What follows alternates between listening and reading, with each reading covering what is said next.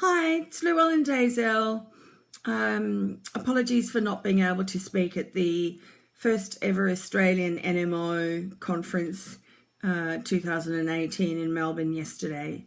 Today I'd like to just tell you a little bit about my speech that I was going to give and a little bit about my Nmo story. I often find that people, when I'm talking to them and I ask them how they are, will tell me how they're going. And if they're a little bit ill, then they'll tell me how they're going. And after a while, they'll sort of pause and then say, but it's nothing along the lines of what you're going through. And I always say to them, we each have our own story to tell. And you're in your reality at that particular time and you don't feel well at that particular time. So tell me your story.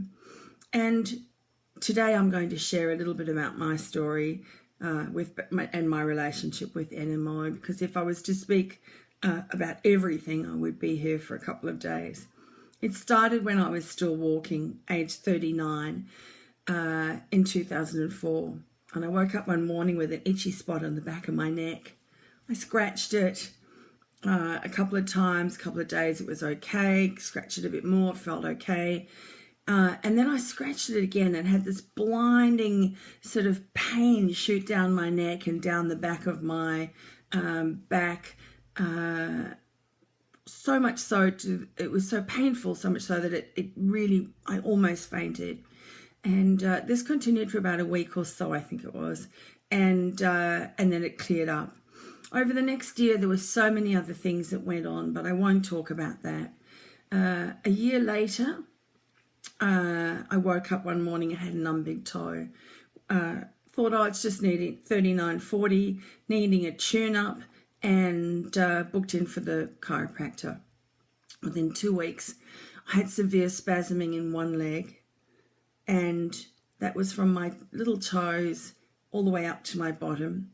And in the other leg, this feeling of having like a red hot poker sort of shoved from my toes all the way up to my tushy in the other leg.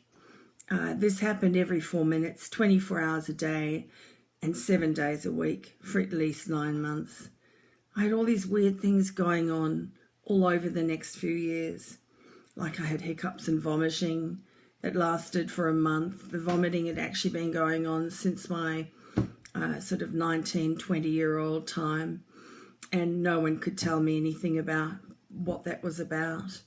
I had walking issues, numbness. I had optic neuritis happen constantly in both eyes, and more so in my left. I had banding around my torso. I had a period where I was in hospital in rehab and I felt like I had little ants running all over my body.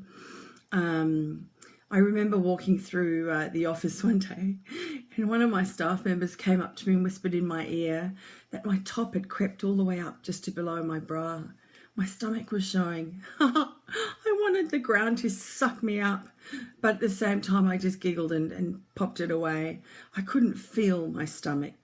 I was numb from there to my toes. I constantly had to watch my feet to see where I was going. But I got on with the job. I needed to work. I also drove a manual car at the time when my legs were spasming, which is quite hilarious because I would stall all the time at the traffic lights because my spasms would mostly happen in my left leg, which was my clutch foot, or I'd bunny hop along the street until the spasm had stopped, and then I'd kind of get it under control and I'd be fine. But I needed to get around and I needed to drive, so that was it. I was diagnosed after about 2 years with MS when I had a massive attack and landed up in hospital. That treatment started immediately. The treatment started immediately was steroids, loads and loads of steroids, as well as chemotherapy, which I had for 6 months. That sort of put me into a state of false wellness, I suppose, for 2 years, but I'm grateful for that. After that period was up, I started to have the symptoms return, so numb legs, spasms, etc. it still worked for a little while, and then that disappeared completely. And then I found one morning, on a Monday morning after I'd been out away for the weekend, that I went up to work. I went to work, and my big toe went numb again, and slowly it moved up my leg, and I just kind of ignored it. I thought maybe I was tired. The following day I had cramps between the back of on my back, between my scapula. I went to the chiropractor, and that didn't help, so I rested. By the Thursday, I woke up, and I wanted to go to the toilet, and I couldn't sit up. I was lying in the bed, and I couldn't sit up. I couldn't move my legs. I couldn't go to the toilet. And at the time I was staying with my mum, so I yelled out, can you give me a hand and help me? The two of us together, there's no way I was moving. I wasn't going anywhere. I called 000 and the ambos arrived. They were lovely. They helped me off the bed and onto my bottom, but they couldn't get the stretcher up to the second floor where my bedroom was. So I had to hop on my floor. I had a little bit of movement in my right leg, so I bounced along like this on my bum and bounced down the stairs, and then they popped me onto the stretcher and took me off to the emergency ward. That was January the 21st, 2010. A week later or so, I was diagnosed with Nmo, and I've been a paraplegic ever since. After about 7.5 months in acute hospital and in rehab hospital, learning to live as a paraplegic, as well as getting my body back on some sort of track, because after 4 months in acute hospital and being incredibly ill, I was like a rag doll. I couldn't even sit up. So I had to learn a whole lot of new things in so many different ways. I then, after that 7.5 month period, I checked out and moved into a new home. And then for the next couple of years, I was in and out of hospital with different kinds of attacks, and 3 months out of home and 4 months away. And February 2011 was the last time I had an attack, which is fantastic. So finally, I started to get back on track. I set up a Facebook Nmo site in 2010-11, I think it was, as I didn't know anyone with the disease. There was no support system. And when I was discharged from hospital, I felt as though I'd been dropped in the middle of a paddock with nobody and nothing else around me. I was so lost and so alone. I wanted to meet other Aussies with the disease. I wanted to meet health professionals that could help me. There just weren't enough Aussies around with the disease at that particular time. So after a few years, I set the site, opened the site up to be worldwide so I could meet a few more people and open it up for more discussion.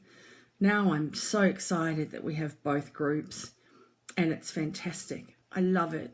The day we had yesterday was superb.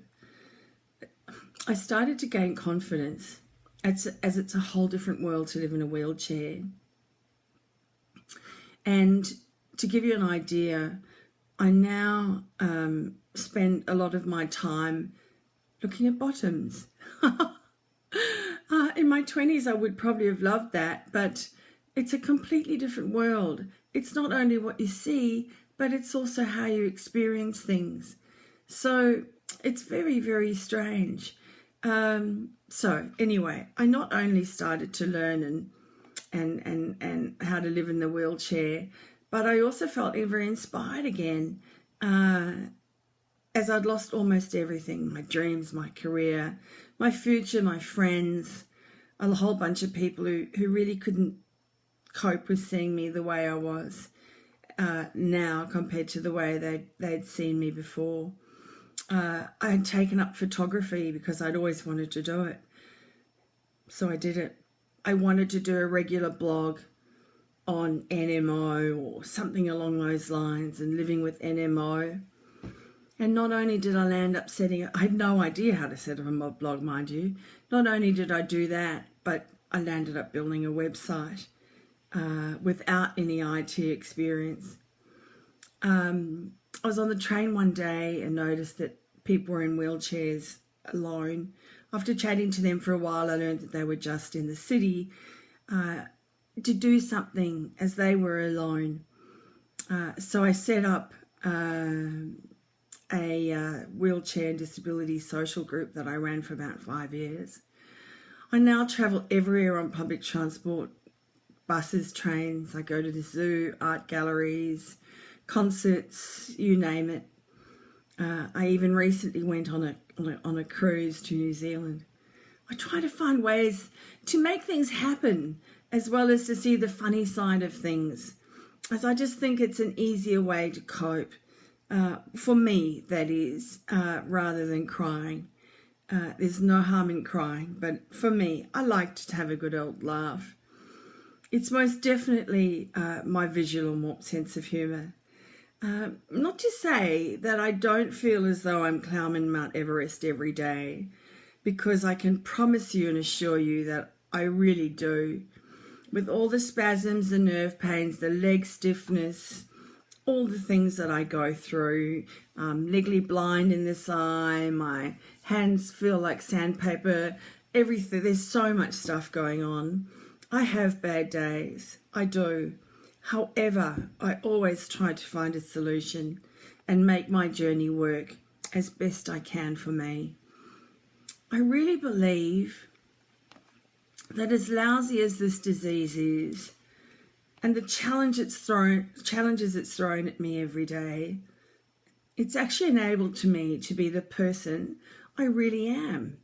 The character I was, the soul I was when I was born, before I was so influenced by peer group pressure, constraints of corporate rules, social etiquette, all those things that you have that are involved in your life, that are important, but at some stage you have to ask yourself and wonder how important they are. So in hindsight, I think I've got to a stage now in with all the diverse things that I've had to go through, that I've allowed myself to actually finally be who I am, and I like that person. I am just me. That is my story. Who are you, and what is your story? Thanks for listening. See you.